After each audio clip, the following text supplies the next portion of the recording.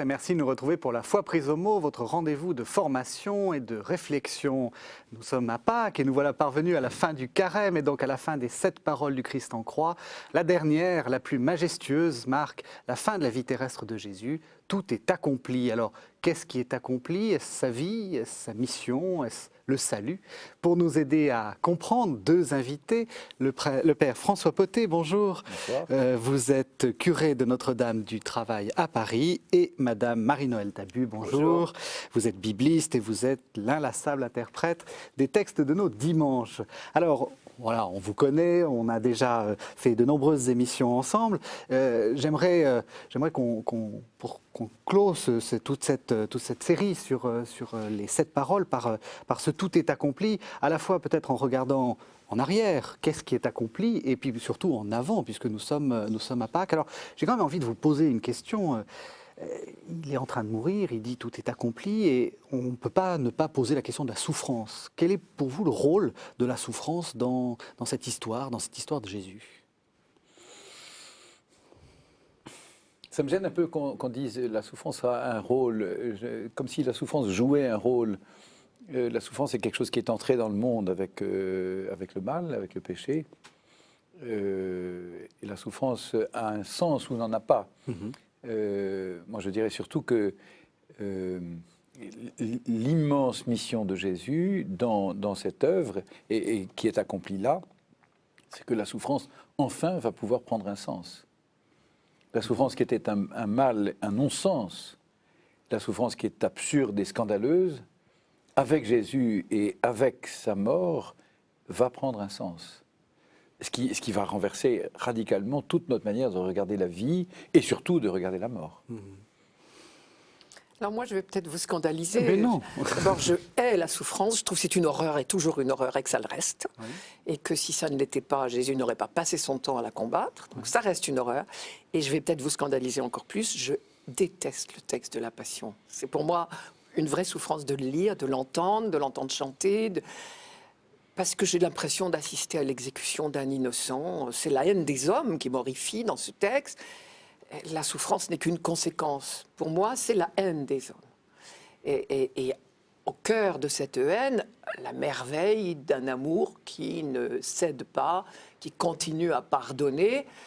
Ça, c'est magnifique. Mais je déteste ce texte. Écouter la Passion, c'est une vraie peine pour moi. Et bien sûr que je la lis avec l'Église, que je la commente, mais je trouve ça abominable. Voir souffrir quelqu'un, cette haine humaine, et puis c'est pas fini. Abominable. Oui, mais cette haine humaine, elle trouve... Enfin, moi, je me sens capable elle éveille en moi à la fois ce qu'il y a de pire et ce qu'il y a de meilleur. Mais au contraire, lire ce texte de la Passion ou l'entendre, et plus encore le chanter dans la Semaine Sainte, j'aimerais tellement pouvoir entendre et que quelqu'un me lise ce texte de la Passion sur mon lit de mort. Ce ne sera pas moi. Ce ne sera pas vous. Mais vous me faites penser à Fra Angelico. Je suis bien obligée si vous voulez, c'est plutôt un compliment. Oui, c'est plutôt bien. Attendez. À San Marco, Fra Angelico a peint des crucifixions. Et je pense que c'est parce qu'il est innervé, imprégné par la théologie, on va dire, de Zacharie, qui dit que le salut du monde viendra de là. Quand enfin les cœurs de pierre, ça c'est Ézéchiel qui dit ça, mais c'est la même idée, deviendront cœurs de chair parce qu'ils auront levé les yeux vers l'innocent transpercé. Ça, je peux comprendre que c'est le salut du monde qui est en train d'advenir. C'est pas seulement le salut du monde, c'est mon salut aussi.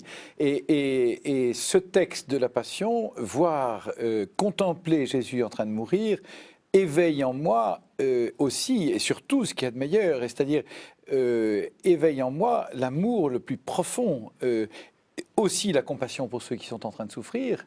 Et quand je ne peux jamais m'empêcher d'y penser, évidemment, quand j'accompagne quelqu'un qui souffre ou qui meurt, mais c'est la passion de Jésus qui me révèle le plus grand amour, qui me révèle, justement, qui donne un sens à la souffrance et qui va rendre enfin lisible ce mystère de la souffrance, qui reste un scandale, entièrement d'accord, mais qui, en Jésus et par lui, va prendre un sens, et va prendre un sens, c'est-à-dire va trouver une issue, et va devenir un chemin. Et non seulement un chemin, mais le seul chemin qui conduise à la vie. J'ai du mal à croire qu'il n'y avait rien avant Jésus, quand même. Comment ça le revient? livre de Job, vous dites avec Jésus, il va y Oui. avoir enfin un sens. Je pense que les croyants de l'Ancien Testament ont vécu la souffrance en étant lovés dans la main de Dieu, comme Job, et c'était ça le sens. C'est Oui, mais Seigneur, sans je comprends rien à rien, mais Voilà. je sais qu'avec toi, je suis sur le chemin. Il y avait un Là, chemin de confiance l'immense magnifique, et différence- Isaïe a donné le sens de la L'immense souffrance. différence, justement, c'est que avec Jésus, ce chemin se trouve accompli. Et du coup, dans l'Ancien Testament, quoi qu'il arrive, on reste dans une certaine angoisse, qui trouve sa paix et qui trouve la sérénité définitive dans le Nouveau Testament. Je ne pense pas. Je pense qu'avec un Isaïe, on est allé très très très loin.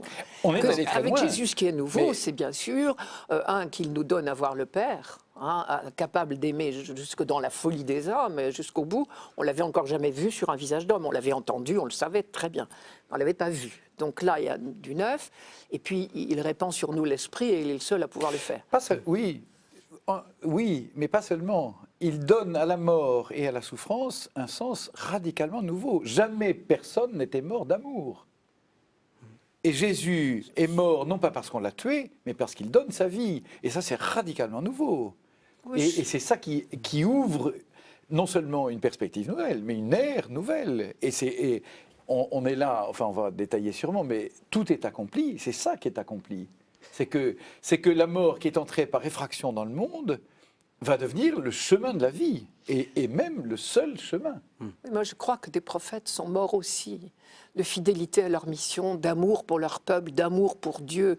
C'est des vies données Ah, mais magnifiques. Est-ce que vous croyez ou non que Jésus accomplit tout ça? Et que, on me le dit. La parole me le dit. Alors, Je crois à la justement, parole. on va C'est avec essayer- le on va sujet. essayer de- J'espère en de- savoir plus en sortant tout à l'heure.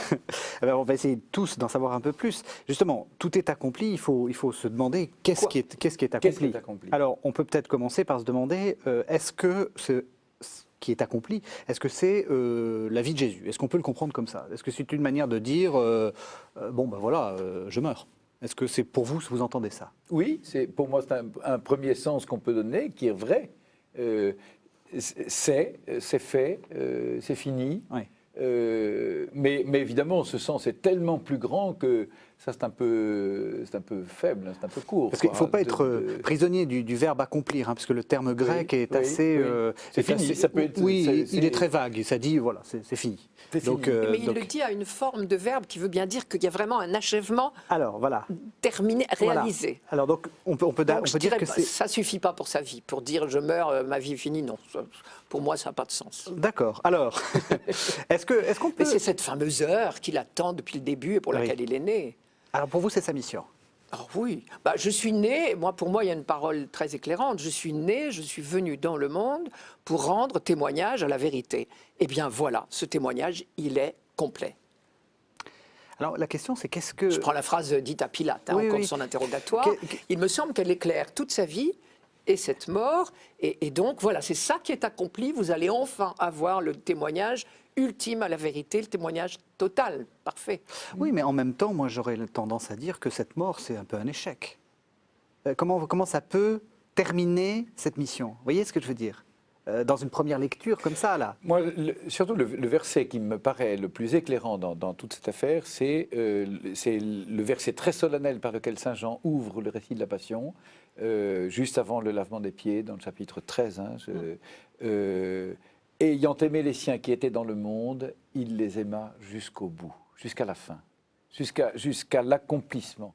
Et pour moi, c'est la mort de Jésus, enfin pour moi, la mort de Jésus, c'est l'accomplissement, l'achèvement de cette manifestation de l'amour. C'est-à-dire c'est l'amour dans son ce qui est complètement fou, enfin, c'est quelque chose d'abyssal comme mystère, c'est-à-dire que l'amour se révèle jusqu'au bout dans la mort de Jésus. Et c'est bien ça, Et- rendre témoignage à la vérité. Oui, Il n'y a pas absolument, d'autre absolument, vérité que absolument, l'amour absolument. infini Et amour de et Dieu. vérité se rencontrent, Justice justice et et paix paix s'embrassent, c'est psaume 84, Oui. 85. C'est l'accomplissement définitif de l'achèvement, l'achèvement, on traduit aussi par tout est consommé. L'amour est consommé jusqu'au bout. Il est révélé jusqu'au bout. On ne peut pas aller plus loin. Il y a la plénitude de l'amour qui est rendue là. et inclinant la tête. Et, voilà. Alors, est-ce que je peux être un peu provocateur? Allez, on voit bien au point de vue subjectif, de la part de Jésus, c'est effectivement oui, c'est le summum de ce qu'on peut faire, donner sa vie. Mais de mon point de vue, je suis volontairement provocateur, mais qu'est-ce que ça me fait? Ah, mais ça, c'est... Hein? Je veux dire, parce que les gens qui disent « je meurs pour toi », eh ben, vas-y, meurs pour moi. Alors vous touchez, si je peux me permettre une confidence, quelque chose qui m'a retenu très longtemps dans mon adolescence. J'ai pendant très longtemps, de mon enfance et le début de mon adolescence, j'étais très touché et très bouleversé de la passion et de la mort de Jésus. J'étais chaque année très bouleversé du récit de la passion, quelque chose qui me touchait profondément. Et c'est vers 16-17 ans, je me suis fait cette réflexion. Et un jour, je me suis posé cette question, mais au fond, qu'est-ce que ça change pour moi qu'il soit mort comme ça? Je continue de souffrir, enfin je ne souffrais pas beaucoup, mais je continue de souffrir, en tout cas je vois du monde souffrir. Je continue de mourir, je sais que je mourrai un jour.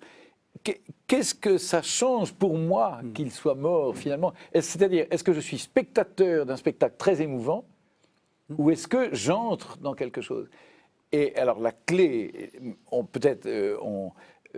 oui, la clé de la réponse, mais j'ai mis beaucoup de temps à la découvrir, c'est l'Eucharistie. La veille de sa mort, il a donné son corps à manger et son sang à boire. Et celui qui mange ma chair et qui boit mon sang, c'est celui-là qui demeure en moi et en qui je demeure. Alors sa mort n'est plus la sienne, mais aussi la mienne. Et sa résurrection ne sera pas la sienne seulement, mais aussi la mienne. C'est-à-dire que c'est moi qui vais mourir en lui, par lui, avec lui, en lui, je vais avoir accès à la vie, parce que ma mort en réalité sera liée, sera comme unie à sa mort. Alors là, je ne serai plus spectateur, ému, mais je deviendrai acteur avec lui. C'est ce que saint Paul dira plus tard. Je suis crucifié moi-même pour avoir part avec lui à cette vie qu'il me donne. D'ailleurs, saint Paul le dit, frère, vous avez été baptisés dans le Christ, vous avez été plongés dans le Christ, mais c'est dans sa mort que vous avez été baptisés, c'est-à-dire vous avez été plongés dans sa mort. Si je traduis, vous avez été plongés dans son amour pour avoir part avec lui et par lui à la vie éternelle qu'il donne par sa mort, justement. Vous êtes d'accord? Vous aussi, ça vous... Je suis complètement ailleurs, Ouais. mais je trouve ça beau, Ouais. je trouve ça magnifique. Et pour le coup, ça ne change rien pour moi. C'est très beau, Ouais. c'est très beau, mais Ouais. ça ne change rien pour moi. C'est curieux. Alors, Mais qu'est-ce qui change, voilà, je pense. justement Qu'est-ce qui change pour vous? Voilà. Pour moi, c'est ce témoignage époustouflant de l'amour de Dieu. Et il fallait, malheureusement, ce n'est pas une exigence de Dieu, mais c'est une nécessité de notre cœur de pierre. Je suis très marquée par les prophètes. On a des cœurs de pierre épouvantables. Et pour que nos cœurs de pierre deviennent de chair, comme dira Ézéchiel, il faut que nous prenions conscience de l'amour fou de Dieu. Voilà. Et quand enfin je l'aurai compris, Oui, que je serai imbibé, je ne serai plus le même, tout homme, Il faut que et ça la prenne communauté corps humaine. en moi, il faut que ça prenne chair en moi. C'est quoi? C'est le choc du juste qu'on a crucifié et où on se dit non, là c'est pas possible, il se passe quelque chose? C'est ça la remise en cause de soi-même? Peut-être, c'est ça, oui. C'est-à-dire le choc, oui, le mal que nous faisons. Oui, mais je ne peux pas L'horreur rester... du monde, Oui, mais il faut aller c'est- plus loin. Je ne peux pas rester spectateur de Mais ça. peut-être que j'ai pas Et d'ailleurs, atteint votre quand- adolescence. quand Je suis en train de me dire, j'ai pas encore ces 16-17 ans. J'ai Il beaucoup faut d'espoir. aller plus loin. Vous êtes comme tous ceux qui sont très émus devant le discours de Pierre, le discours de Pierre le jour de la Pentecôte. Frère, c'est vous qui avez crucifié ce Seigneur de gloire. Et du coup, ils en avaient le cœur transpercé. Oui. Ils disaient, que devons-nous faire? Faites-vous baptiser, c'est-à-dire laissez-vous plonger dans cet Et amour-là. moi, oui, j'ai l'impression qu'on est plongé dans l'amour de la Trinité et que désormais, nous pouvons en vivre. Voilà ce que ça change pour moi. C'est que l'Esprit Saint nous est donné et que maintenant, nous pouvons, Mais oui, mais parce que nous sommes imbibés de cette conscience de l'amour fou de Dieu, parce que l'Esprit est en nous, nous pouvons vivre autrement. oui, Nous- mais oui, on mais n'est plus les mêmes. eh ben alors. On n'est plus les mêmes. Mais on Mais n'est c'est plus pas les le mêmes. même discours. Non seulement on n'est plus les mêmes, mais on est divinisé, ce qui change. Ah non, non, alors ça, non. Mais comment ça, non? Pardon, C'est c'est sorti tout radicalement seul. une Vous vie ne vous faites pas nouvelle. diviniser. Ah, je trouve ça scandaleux. Mais D'oser scandaleux. prétendre qu'on va être divinisé. J'ai l'impression que nous voulons sortir de notre condition. Non, Mais je hommes veux nous pas sommes et Non. hommes nous restons et nous resterons. Je ne serai jamais divinisé. J'en demande ben, pas tant. Et j'entrerai dans le feu d'amour de la Mais Trinité. vous n'aurez pas le choix, Marie-Noël. Non, mais on est drôle. Mais qui c'est qui décide? C'est vous, c'est Mais lui. vous êtes si Je n'y crois pas une minute qu'on va être divinisé. Mais Mais on va se rapprocher de Dieu. On va être Mais c'est pas seulement rapproché, Oui. c'est pas seulement rapproché. Il est en moi et moi je suis en lui, Oui. et nous ne faisons plus qu'un. Et il s'est fait homme pour que moi je sois fait Dieu. Non, ça non. Mais ça, mais je Ça, c'est regrette, Athanase qui dit mais ça c'est la foi. Mais Athanase, non, Athanase n'est pas dans la parole de Dieu. Mais, Ça n'est et il nulle est part cité dans le la catéchisme parole. de l'Église Mais catholique. ça change rien. Mais Pour moi, le c'est pas dans la catéchisme de parole. l'Église catholique. Non, non, Dans la c'est- parole de Mais Dieu. c'est ma foi. Mais c'est peut-être. Et c'est la Mais foi que pas la j'enseigne moelle. en permanence. C'est pas la mienne, parce que dans la Bible, il n'est jamais dit que nous deviendrons des dieux. Il est dit que Il est nous dit- allons être proches de lui, que nous allons Non, pas être à seulement son proche, pas image et à seulement sa proche. ressemblance. Non, pas seulement Mais image et proche. ressemblance, ça veut dire pas le même. Non. Lui est de même nature que le Père. Dieu sait s'il y a eu des discussions au début de l'Église. oui. On l'a admis pour Jésus, Oui. mais pas pour nous. Mais ma nature ne devient pas divine. Ah ben alors quand vous dites diviniser, c'est Mais ça que j'entends. diviniser, c'est Voilà. pour ça que je précise, je suis en lui et lui est en moi. Et nous sommes liés et unis comme un époux est uni à son épouse, et de deux, ils ne font plus qu'un. Et Oui, c'est vous ça. savez très bien qu'il reste deux quand même. Non, justement, il reste deux quand même dans les épousailles humaines. Mais dans ces épousailles et ces noces mystiques, c'est l'eau qui est changée en vin. C'est réellement moi qui suis comme transfiguré et je suis emporté dans sa divinité. C'est un mystère immense. Oui. Mais c'est bien ce mystère qui me confond. Non, mais Et peut-être c'est ce j'entends mal le mystère mot qui me diviniser. prosterne. Parce que Bien sûr, je ne change nous pas ne de sommes nature, pas bien de même sûr. nature, et je Mais trouve non, qu'il faut qu'on mais reste bien sûr, bien. je reste une créature. Nous avons trop tendance parfois, voilà, nous avons trop tendance parfois à croire qu'on a un fil direct. Restons modestes et à notre place. À notre place. Par exemple, Mais notre place- nous avons lu pendant le carême, oui, premier dimanche de carême, on a lu le déluge. Oui. Et j'ai été très frappée quand on compare le texte du déluge biblique Oui. au texte antérieur, mésopotamien, puisqu'il y en a deux en Mésopotamie. Dans les deux textes mésopotamiens, l'homme, après le déluge, il y a un héros qui ressemble à Noé, comme deux gouttes d'eau. Noé, ou c'est plutôt Noé qui le ressemble, puisqu'il est beaucoup plus tardif. Eh bien, le héros mésopotamien, il y en a deux, Atrahasis et Utnapishtim. Les deux ont le même destin après le déluge, c'est de devenir des dieux. Et le texte biblique ne dit pas ça. Et je me dis, il y a une leçon pour nous là, mais peut-être j'ai tort. Mais le texte biblique dit que nous restons des hommes. Oui, et mais et nous entièrement resterons d'accord. des hommes, et j'en Mais- demande pas davantage. Mais des hommes divinisés, ça veut dire... Habités par la grâce de Dieu, si vous voulez. C'est la même chose, allez. Non, pas tout à fait. Non? Ah non. Pourquoi? Ben, moi, je Est-ce que prétends c'est que nous pas- restons des hommes et je ne demande pas davantage. Je suis éblouie d'être dans la lumière de Dieu, d'être à son image vraiment. Enfin, depuis la Pâque et la Pentecôte, nous pouvons être à l'image vraiment de Dieu. On n'y avait pas réussi trop jusqu'ici. Nous pouvons, vous en êtes une très belle et j'écoute avec bonheur, mais nous ne sommes pas plus que ça. Nous sommes à son image et à sa ressemblance. Mais Nous ne pourquoi- sommes pas des dieux. Ouais, Ça me on va paraît revenir à tout est prétentieux. accompli. Oui, on va faire une première pause, je vous propose. On va écouter un texte dont vous allez nous dire du mal, j'en ai peur, Marie-Noël. je sens venir l'orage. Aujourd'hui, C'est un texte d'André Gide, c'est issu du traité du Narcisse qui date de 1891. On écoute André Gide. Il se fit dans le ciel un silence, prélude des apocalypses. Oui, tragique. Tragique époque où commencent des ères nouvelles, où le ciel et la terre se recueillent, où le livre aux 7 sceaux va s'ouvrir, où tout va se fixer dans une posture éternelle. Mais surgit quelques clameurs importunes sur les plateaux élus où l'on croit que le temps va finir. Toujours quelques avides soldats qui se partagent des vêtements et qui jouent des tuniques. Lorsque l'extase immobilise les saintes femmes et que le voile qui se déchire va livrer les secrets du temple, quand toute la création contemple le Christ enfin qui se fige en la croix suprême, disant les dernières paroles, tout est consommé. Et puis non, tout est à refaire éternellement, parce qu'un joueur de dés n'avait pas arrêté son vain geste, parce qu'un soldat voulait gagner une tunique, parce que quelqu'un ne regardait pas. Car la faute est toujours la même et qui repère toujours le paradis. L'individu qui songe à soi tandis que la passion s'ordonne et comparse orgueilleux ne se subordonne pas. Inépuisable messe chaque jour pour remettre le Christ en agonie et le public en position de prière. Un public. Quand il faudrait prosterner l'humanité entière, alors une messe suffirait. Si nous savions être attentifs et regarder.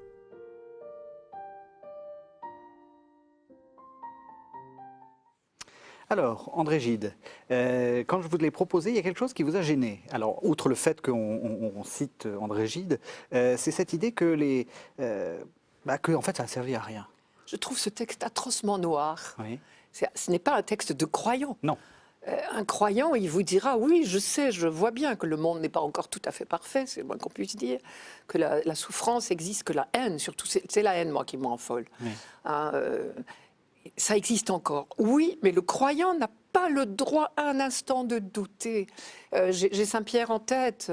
Mes amis, il y a une chose qu'il ne faut pas oublier. Pour Dieu, 1000 ans sont comme un jour. Non, il ne tarde pas à accomplir sa promesse, bien que certains d'entre vous le prétendent, dont Gide. Oui. Non, c'est pour vous qu'il patiente. Ne voulant pas que quelques-uns périssent, mais que tous parviennent à la conversion. Et le pour vous qu'il patiente, c'est, j'entends, vous ne faites pas assez avancer le schmilblick, moi la première. Mais il me semble que le croyant, voyant que le salut du monde n'est pas totalement réalisé, hein, voilà, c'est un euphémisme, doit se retrousser les manches. Mais il n'a pas le droit de faire de la littérature et d'être négatif. Ça, c'est pas un langage de croyant. J'entends à travers ça l'angoisse, justement celle à laquelle vous faisiez un peu allusion tout à l'heure, l'angoisse d'un monde qui dit, mais finalement, à quoi ça sert? Ouais. Est-ce que c'est vraiment réussi? Est-ce que la mort de Jésus, on nous dit tout est accompli et je vois que ça ne l'est pas. Et j'entends à travers ce texte de Gide, si je le comprends bien, cette angoisse justement d'un monde qui ne croit pas et qui croit mal. Mais j'aurais beaucoup aimé rencontrer, enfin si je peux me permettre, ce monsieur pour lui dire justement à quel point la mort de Jésus n'est pas un accomplissement comme on avait l'habitude d'accomplir les choses. Que je comprends très bien que ce soit troublant et même stupéfiant de voir que tout est accompli dans une mort. Mais parce que la mort de Jésus c'est la première fois qu'on voit quelqu'un qui meurt parce qu'il dépose sa vie. Ma vie, nul ne la prend, c'est moi qui la donne. Jésus donne sa vie. La mort est entrée dans le monde par effraction. La mort est tombée sur l'homme comme quelque chose qui est une peine, comme quelque chose contre lequel on bute. Et Jésus, lui, parce qu'il est Dieu, peut entrer dans la mort pour ressurgir dans la nouvelle vie. Mais parce qu'il est homme, sa mort est une mort réelle. Et cette mort va donner un sens radicalement nouveau. C'est-à-dire, on fait une brèche dans ce mur de la mort. Et du coup, la mort ne devient plus seulement sujet d'angoisse ou de scandale, la mort devient sujet d'immense espérance.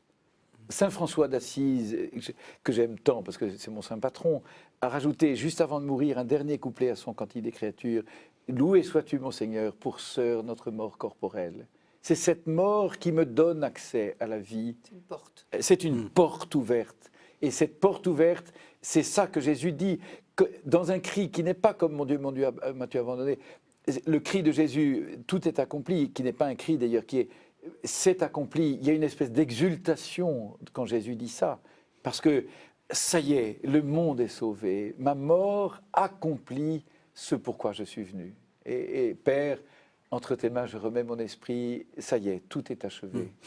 L'un et l'autre, vous dites un peu la même chose, c'est-à-dire que c'est un accomplissement qui est un peu différent de ce qu'on avait l'habitude d'entendre, c'est-à-dire on prend un texte de l'Ancien Testament et on vérifie concrètement, de manière réelle, que dans le monde dans lequel on vit, le signe est là et donc que la chose est accomplie.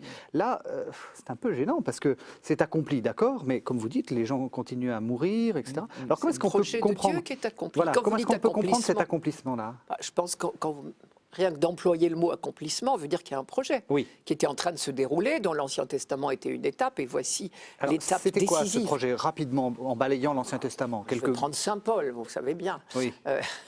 J'espère que je vous peux allez le nous parler prendre. aussi de l'Ancien Testament. Éphésiens, quelques non, grands mais textes. Saint Paul, il a l'art de la fresque. Oui.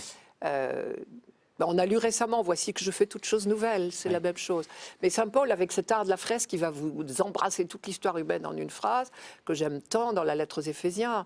Dieu nous a fait connaître le mystère de sa volonté, le dessein bienveillant qu'il a d'avance arrêté en lui-même, pour mener les temps à leur accomplissement, réunir l'univers entier sous un seul chef, le Christ. Ce dessein bienveillant, Paul le voit en cours d'accomplissement tout au long de l'Ancien Testament. Les prophètes ont fait leur boulot chacun leur tour. Et Jésus vient effectivement parachever ce dessein bienveillant.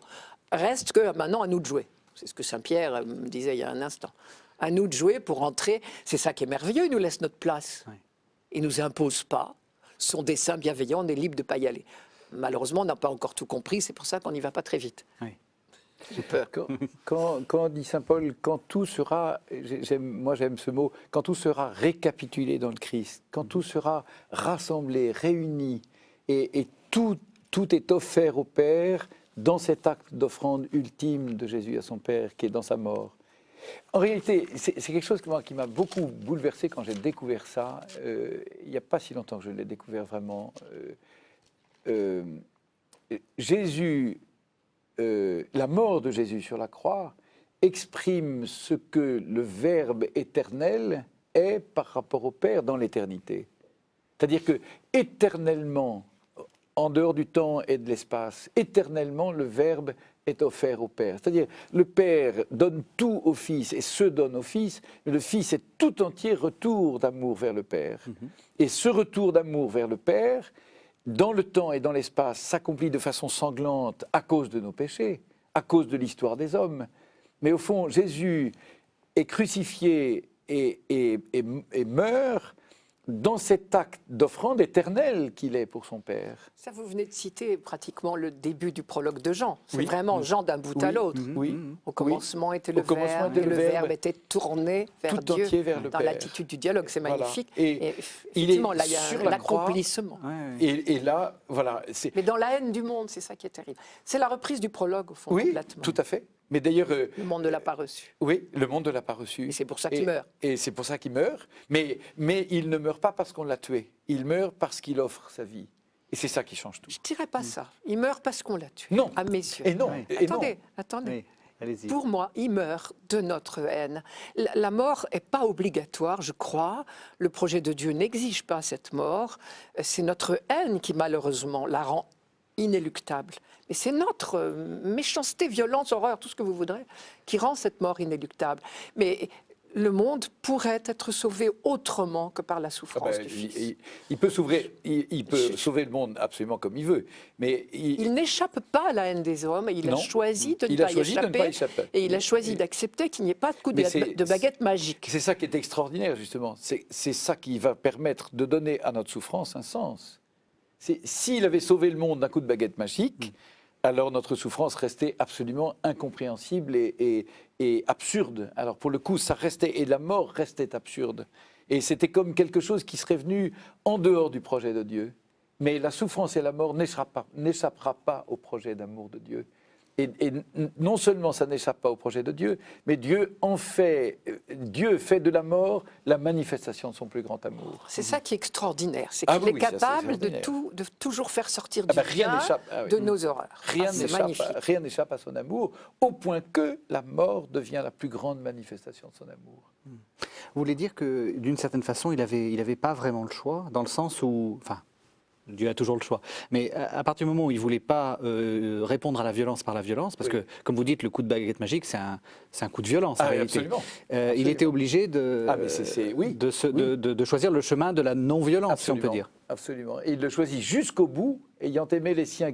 C'est ce qu'on appelle la spiritualité de la vulnérabilité. Il est vulnérable jusqu'au bout, mais c'est là que c'est renversant, c'est que cette vulnérabilité ultime jusqu'à l'accomplissement ultime révèle la gloire de sa puissance, la gloire de son amour, qui est victorieux de la mort au moment même où il est en train de mourir. C'est ça qui renverse toute l'histoire des hommes. L'histoire des hommes prend là, c'est le sommet absolu de l'histoire des hommes.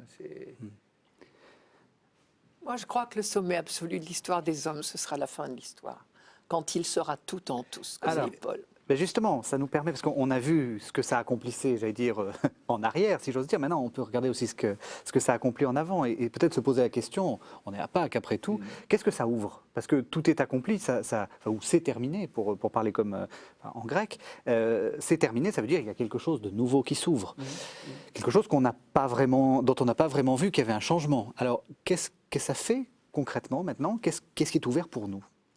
Ben, nous sommes des hommes nouveaux. Ou en gros, qu'est-ce qui est Si mort? nous voulons. Qu'est-ce qui est fini? Qu'est-ce qui est accompli? Qu'est-ce qu'on ne reverra plus? On pourra le revoir puisque notre liberté est entière. Oui. Ou qu'est-ce qu'il faudrait mieux ne pas voir revoir? Voilà, oui, non, Ouais. toute la manière d'Adam, on va dire, c'est une manière de parler de Paul, quoi. Oui. Il y a deux manières de vivre, ça c'était très l'Ancien Testament, hein, deux manières de vivre. Et il y a celle en Adam qui est celui qui fait à son idée sans l'Esprit, qui n'écoute pas l'Esprit Saint. Et puis il y a celui qui est dans le Christ et qui écoute l'Esprit et qui vit à sa lumière. Mais on restera libre jusqu'au bout, je crois. Et le plus grand jour de l'histoire des hommes, ce sera quand nous serons tous en lui, et que nous serons son corps, tous autour de lui. Tout dépend de ce que vous appelez sommet. Le sommet absolu, c'est cet accomplissement, mais reste à accomplir cet accomplissement dans chacun d'entre nous. Et puis dans notre communauté tout entière. Et dans Moi, je ne suis pas l'humanité tout individualiste entière. du Non, tout, mais parce bien que sûr, on bien sûr. est Mais très c'est solidaires. bien pour ça qu'on ne peut pas être chrétien en dehors de l'Église, autrement que dans l'Église. Mais nous sommes des hommes nouveaux, et Saint Paul ne cesse de le dire, cessez de vivre comme des hommes qui n'ont pas été sauvés. C'est très impressionnant de voir les textes de Pâques, Oui, justement, les oui. textes d'aujourd'hui, du jour de Pâques. Et cherchez donc maintenant les réalités Voilà. d'en haut, Voilà. puisque les réalités d'en bas passent et sont vaincues. Cherchez maintenant les réalités d'en haut. Quand il dit en haut en bas, c'est pas en haut en bas. C'est Oui, concrètement, c'est quoi? c'est chercher des les- manières d'être Parce que différentes. oui, mais chercher les réalités d'en haut, c'est quoi? Ça va être les fruits de l'esprit dans la lettre Galate, quoi. Et, Oh oui, non, mais soyez plus concrète. Parce que là, bon, c'est des slogans. c'est d'accepter de vivre dans l'amour, la gratuité, le pardon, qui est quand même une des immenses valeurs Oui. au monde, hein, et la non-violence que vient de citer le Père, et on pourrait faire toute une Oui, mais liste. j'ai envie de dire, ça, c'était déjà possible, y compris C'était dans l'Ancien Testament. Qu'est-ce que ça fait de plus que Jésus soit mort? Ça fait croyez maintenant que vous êtes sauvés. C'est-à-dire Oui. Vous avez des ailes. vivez comme des hommes nouveaux, acceptez de vous laisser aimer au point de ne plus vous condamner quand vous faites un péché. C'est-à-dire cessez de pleurer sur vos péchés, ils sont pardonnés. Vos péchés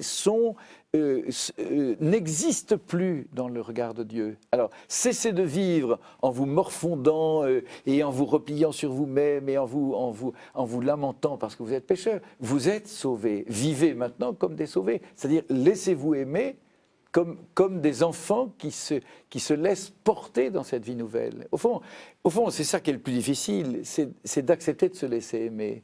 Et sans cesse, je veux encore aujourd'hui racheter moi-même ce que j'ai fait de mal. Mais ça, vous n'y arriverez jamais. Tous vos efforts seront vains dans ce domaine. C'est en accueillant le don de Dieu que vous vivrez réellement comme des gens qui vivent cette vie nouvelle que Dieu dont il nous a ouvert les portes. Et puis cessez de vivre comme si vous alliez vers un mur, cessez de vivre en vous lamentant parce que vous vieillissez, cessez de vivre en vous lamentant parce que le monde passe et que c'était mieux autrefois. Mais nous sommes dans un monde qui vient, nous sommes dans une vie qui vient. Et moi qui m'avance vers la mort, eh bien la mort, c'est la porte d'entrée vers la plénitude. Loué sois-tu, mon Seigneur, pour ce... Alors, je ne sais pas... Oui, si, je veux le dire encore. Je voudrais que quelqu'un le dise sur mon lit de mort à côté de moi, en me tenant la main. Je ne vous dirai pas Ah la ben, vous me passion, direz. mais je pourrais vous dire ça. Mais et c'est ça qui s'accomplit dans notre monde. Et c'est ça la bonne nouvelle que je suis chargé d'annoncer. Et c'est ça que je voudrais que le monde puisse découvrir. C'est que c'est accompli. Cessez de vivre comme si Dieu, finalement, jouait encore. Est-ce qu'il va réussir? Est-ce qu'il ne va pas réussir? Mais c'est fait. Oui, et alors, ce que vous dites là, ça donne envie de vivre plus longtemps. Je me dis souvent, notre génération vit plus longtemps que les précédentes. Eh ben, je suis pas sûr. Réjouissons-nous parce qu'on a un peu de temps davantage pour faire avancer Oui, le projet. mais de toute manière, j'y peux rien. Donc, Oui, mais c'est beau, la vieillesse vue comme ça. Oui, Il y a encore ah un oui, peu oui. de temps Oui, pour faire oui, avancer oui, le oui. projet. D'accord, mais moi je suis plutôt pressé quand même, comme Saint Paul que Comme vous Saint aimez. Paul. Je préférerais de beaucoup être Partir. avec le Christ, qui serait pour moi le meilleur, mais j'hésite à faire un choix. Si je Si peux pour la encore joie de servir. votre foi, je peux encore rendre service, C'est beau, eh ça. bien soit, j'accepte de rester encore un peu. Je vous propose de faire une deuxième pause. Cette fois-ci, nous allons entendre Charles Péguy, Le mystère des saints innocents, qui date de 1912. C'est donc une jolie méditation sur le sens de ce tout est consommé, tout est accompli, célébré dans la liturgie. On écoute Péguy. Par l'Église, par le ministère du prêtre, j'ai repris l'engagement, j'ai repris le mot de mon fils, « Laissez venir à moi les tout-petits ». Ainsi, ma liturgie se noue à ma prédication centrale et cardinale, et à ma prophétie judéenne. Et la chaîne est juive et romaine, en passant par un gond, par une articulation, par une origine centrale. Tout est annoncé par ma prophétie juive. Tout au centre, tout au cœur est réalisé, tout est consommé par mon Fils. Tout est consommé, tout est célébré par ma liturgie. Le prophète juif prédit, mon Fils dit, et moi je redis, et on me fait redire.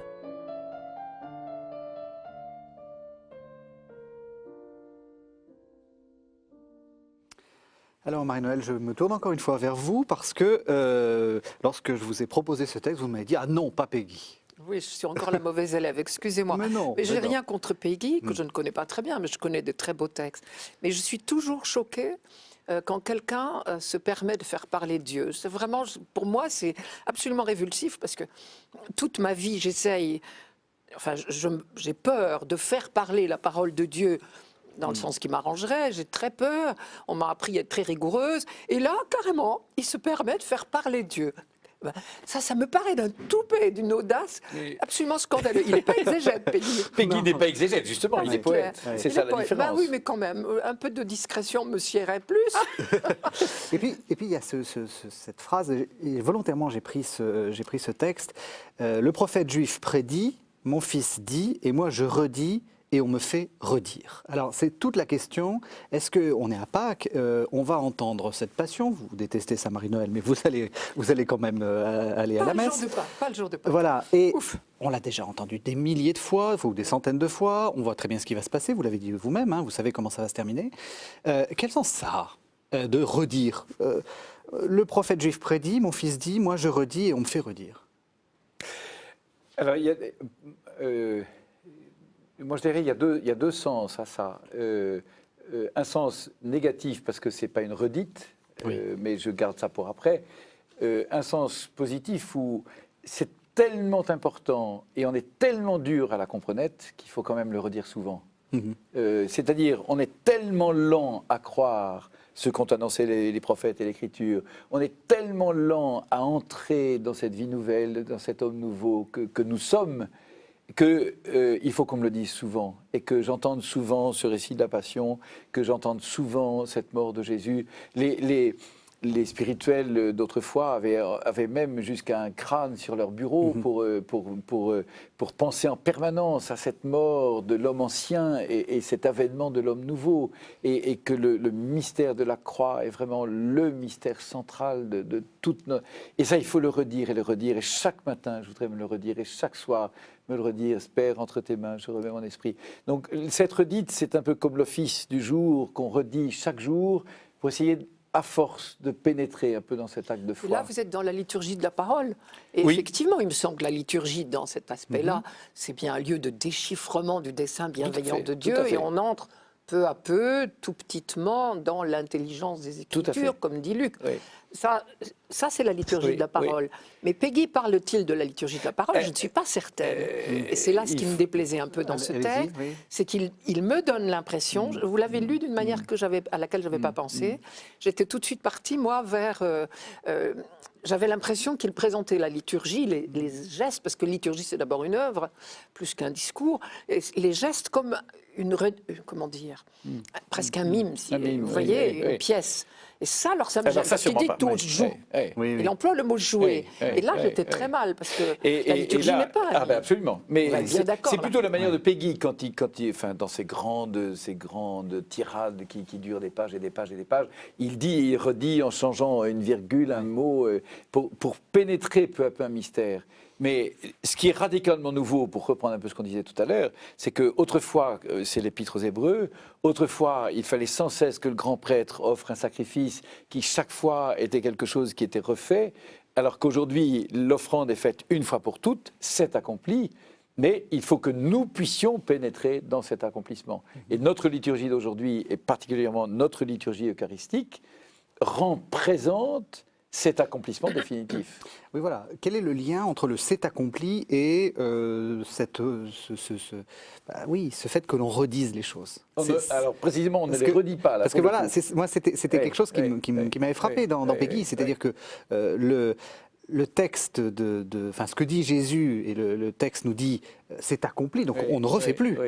Et Alors, pourtant, moi, on refait. Je ne suis pas spécialiste de Peggy, donc je ne voudrais pas faire Non, c'est pas dans Peggy, mais c'est dans le texte biblique. De fait, et parce qu'on dit souvent, que le saint sacrifice de la mort, de la messe, rejoue oui. ou renouvelle la et mort alors ça, de Jésus. on est à côté de la plaque. Parce que le saint sacrifice de la messe, au contraire, est comme une porte ouverte dans l'éternité ou dans l'actualité, si j'ose dire, de cet accomplissement de Jésus qui s'accomplit aujourd'hui pour nous dans l'Église. Oui, j'ai envie de dire, c'est l'irruption de l'éternité dans notre quotidien. Lui, il est éternel. Absolument. Il est dans le présent éternel. Oui. Moi, j'y suis pas. Et donc, à chacun de nos petits présents, il est présent. Vous voulez dire que c'est comme si cet accompli avait été dit pour tous les à siècles. La surface des siècles. Oui, c'est ça, à la surface des siècles. Peut-être. Et on essaie de le réactualiser d'une certaine façon. Non, Il me semble que c'est la dimension du mémorial pour les Juifs. On est là-dedans jusqu'au cou, il me semble. Oui. Oui. Donc, le Juif, la nuit de Pâques, il dit que c'est lui qui est sorti d'Égypte. Oui. Il revit ce mystère de libération. Oui, à la différence près parce que Dieu passe son temps à libérer. À la différence près que l'agneau qu'on offrait dans la fête de la Pâque était incapable de sauver et incapable et que la loi, et que justement l'agneau de Dieu qui a été offert pour le péché du monde est offert une fois pour toutes. Et donc, quand le prêtre à la messe offre le pain et le vin qui deviennent corps et sang de Jésus, et quand on célèbre l'Eucharistie, c'est pas qu'on refait ou qu'on refait jusqu'à la fin du monde, on rend présent le sacrifice unique du Christ. Et c'est pour ça que le prêtre dit ces paroles à la première personne du singulier et aussi au présent. Ceci est mon corps. Le cardinal Journet disait c'est le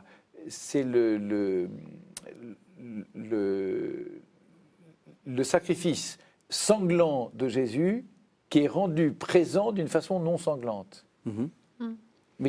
Mais c'est le sacrifice unique de Jésus qui est là sous nos yeux. On fermerait les yeux, nous sommes très exactement comme Marie et Jean devant ce mystère de la croix et ce mystère de l'accomplissement de l'amour de Jésus pour nous. Et donc, chaque messe nous ouvre la porte de cette rédemption qui nous est offerte. C'est peut-être là aussi, au fond, que Gide n'a pas raison, quand il dit une messe aurait dû suffire. Oui. Non. Oui. Parce que c'est notre génération aujourd'hui, c'est ceux qui nous suivent demain, qui se rendront présents à cette réalité éternelle. Jusqu'à la consommation des siècles dont vous parliez. Alors là, il n'y aura plus d'Eucharistie célébrée au ciel. Nous serons tous et il n'y aura plus qu'une seule liturgie qui sera la louange éternelle de Dieu.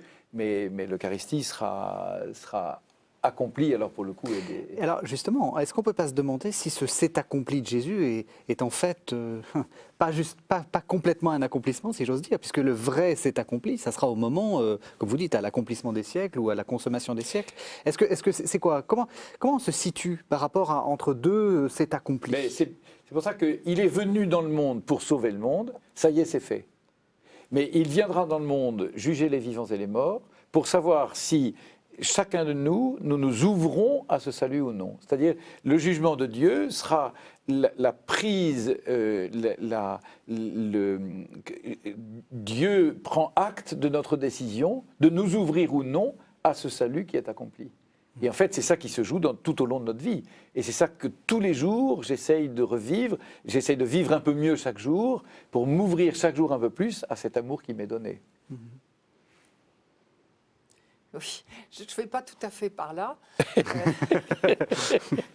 ne fait pas le même métier. On a la même foi, mais pas le même métier. Ah oui, mon Dieu, vous avez raison.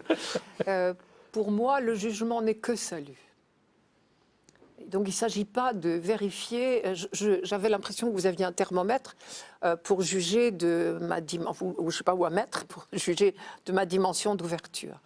Je ne vois pas le jugement comme ça, parce que dès l'Ancien Testament, on avait compris qu'on est tous sauvés, que ce jugement, c'est...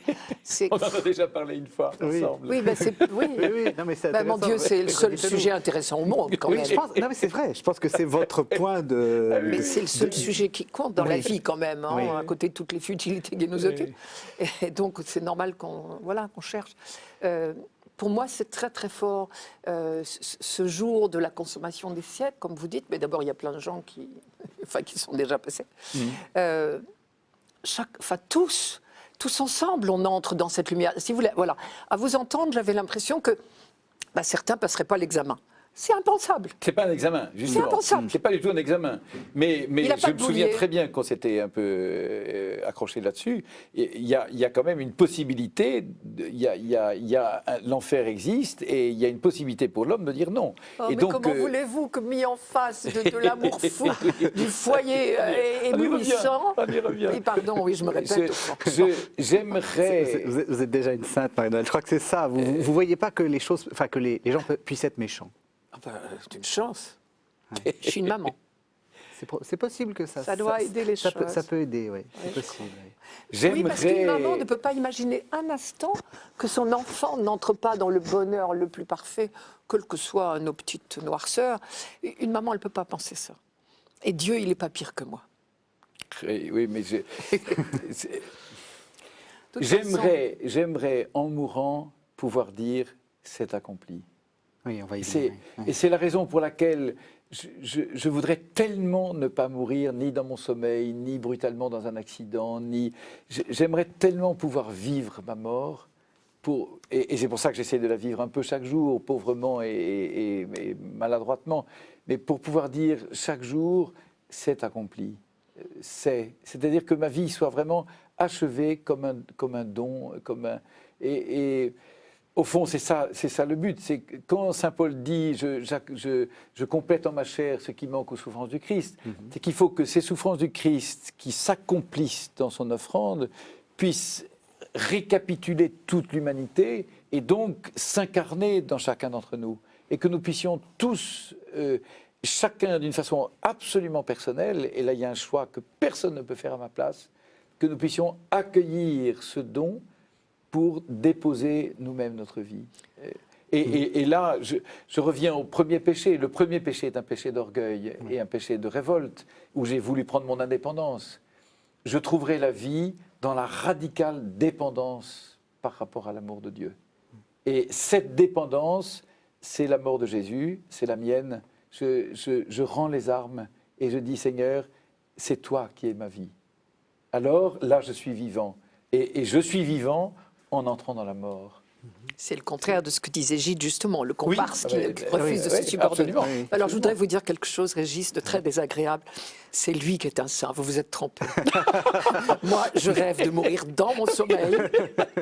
Je n'aurais pas accompli ma vie, je n'ai pas du tout cet espoir-là. J'aurais fait mon petit possible au jour le jour. C'est pas brillant, mais il m'aime comme ça. Ça suffit, j'ai fait ce que je pouvais. Et pourvu que je meure dans mon sommeil sans le savoir et sans prétendre que c'est accompli. Vous voyez, Régis, vraiment, il faut revoir. Eh ben non, vous avez deux barème. visages. Justement, j'aimerais qu'il nous reste quelques minutes là. J'aimerais qu'on se pose la question, là, ça va être Pâques, on a entendu cette parole, on peut espérer qu'après une célébration de Pâques, on est tout nouveau et qu'il y a une année nouvelle qui commence d'une certaine façon, c'est un peu comme un premier de l'an à chaque fois. Qu'est-ce qu'on fait avec cette parole, concrètement? Comment est-ce qu'on se l'approprie? J'ai envie de repartir de cette phrase que disent les orthodoxes. On va ce jour-là se tendre la main en disant « Christ est ressuscité oui. ». Et je me dis ça changerait le monde, même dans notre Église, si on n'avait pas oublié ça. Oui. Christ est ressuscité, tu y crois oui. Que l'amour est plus fort que la haine, que la violence est vaincue, que le seul chemin c'est le pardon, que la vie est plus forte que la mort, quelles que soient nos situations, nos morts quotidiennes. Oui. À croire ça. Et parce que je le croirais, c'est vrai. Oui. Enfin, c'est vrai dans nos vies. Je peux le rendre vrai dans nos vies, je veux dire. C'est vrai de toute façon. Mais je veux dire, parce que je le croirais, je vais y travailler enfin. Mettre mon petit grain de sable que moi seul peux donner. Donc c'est ça. Tout est accompli, c'est se dire... il est ressuscité, c'est vrai. Ouais. Et donc je peux vivre autrement et croire que je suis capable. Je ne sais plus de qui était ce livre. Ce combat n'est pas le mien, mais le tien. C'était une femme qui se battait contre quelque chose de très difficile, mais elle savait que c'était Christ qui en elle était capable de pardonner. Se dire je suis capable de pardonner parce que c'est lui qui pardonne à ma place. Je suis capable de vivre la gratuité parce que c'est lui. Je suis capable de donner mon temps, même si je ne sais pas faire grand-chose, parce que c'est lui. Ça, je crois que oui. C'est le Christ qui vit en moi, on peut essayer un petit peu. Sans Mais être divinisé pour autant. Elle est terrible. Ah oui, terrible. Pardon, mais c'est lui le saint, alors j'ai le droit. C'est bien, vous avez tous les droits. Non, c'est-à-dire le jour de Pâques, c'est vrai. Quand je prêche le matin de Pâques, je reviens toujours à cette question. Et finalement, qu'est-ce que ça change? Mais ça change tout. Ça change tout. Parce que ça change complètement la perspective. Je ne vis plus pour une vie limitée, je vis pour une vie éternelle. Mais bon sang de bonsoir, c'est quand même fou ça. Je ne vis plus pour un monde qui est avec une élection présidentielle et un machin qui arrive et des trucs qui sont de cette espèce de quotidien noir et puis les événements qui s'enchaînent les uns dans les autres. Mais un peu de perspective là-dedans, bon sang de bonsoir, un peu d'ouverture. Oui, on va vivre une élection présidentielle, oui, on a un quotidien, mais ce quotidien est ouvert dans une espérance qui est ancré dans le ciel, pour reprendre une expression de l'Épître aux Hébreux. Et c'est ma foi qui est comme l'encre de mon espérance. Et cette encre de mon espérance fait que je suis toujours dans le vent de l'Esprit Saint. C'est-à-dire, je suis toujours dans le sens de l'Esprit Saint. Et si le soir de Pâques, je pouvais entrer dans cette foi, comme disait Jean-Paul II, il faut franchir ce seuil de l'espérance. Il y a un pas à faire. Il faut entrer dans cette espérance. Et du coup, le monde, voyant les chrétiens, vont dire, mais si c'est ça les chrétiens, alors ils ont quelque chose à nous dire.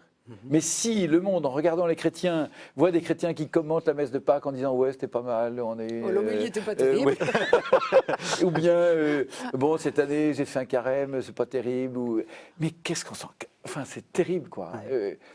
Et on manque de souffle. Et ce souffle-là est tellement nécessaire à notre monde. Et si Benoît XVI veut faire un dicastère pour la nouvelle évangélisation, si l'Église est envoyée... Tout est ancré dans ce « c'est accompli ». Jésus n'est pas venu pour accomplir les Écritures, il est venu pour faire la volonté de son Père. Et la volonté de son Père, c'est que tous les hommes soient sauvés. Et tous les hommes sont sauvés le jour où ils s'ouvrent à cette foi qui est un don de Dieu. Et moi, je dois travailler ce soir de Pâques et tous les jours du temps pascal à essayer de transmettre, de communiquer cette espérance, cette ouverture. Regardez le ciel comme il est beau et regardez la vie comme elle est belle, parce qu'elle ne finit pas à la mort, elle est ancrée dans cette éternité. On pourrait chanter Alléluia. Oui, Eh bien, j'espère. on va chanter Alléluia. C'est le but. Merci à tous les deux. Alors, Marie-Noëlle, vous republiez, mais en fait, c'est quasiment un nouveau livre, hein, votre somme, l'intelligence des Écritures, qu'on trouve aux éditions Artege. C'est à peu près, enfin, il faut le racheter. Parce que c'est plus le même. Ce sont mes émissions du dimanche, mais comme j'ai commencé les émissions il y a 18 ans, en 18 ans, j'ai quand même progressé. Voilà. L'éditeur m'a dit, mais vous avez rajouté 300 pages, ça me paraît beaucoup par année. Je lui dis, j'ai pas fait exprès. Oui, j'ai travaillé. Voilà, eh bien, écoutez, on va l'intelligence des Écritures aux éditions Artege. Je vous souhaite une très belle Pâques. C'est l'occasion pour moi de remercier tous ceux qui font cette émission. Christian de Rosière est notre réalisateur, Bérangère de Charnassé est notre chargé de production, Emmanuel Kerry est le chef d'édition sans lequel je ne ferai pas toutes ces émissions. Vous pouvez nous retrouver sur ktotv.com. Merci de nous avoir suivis.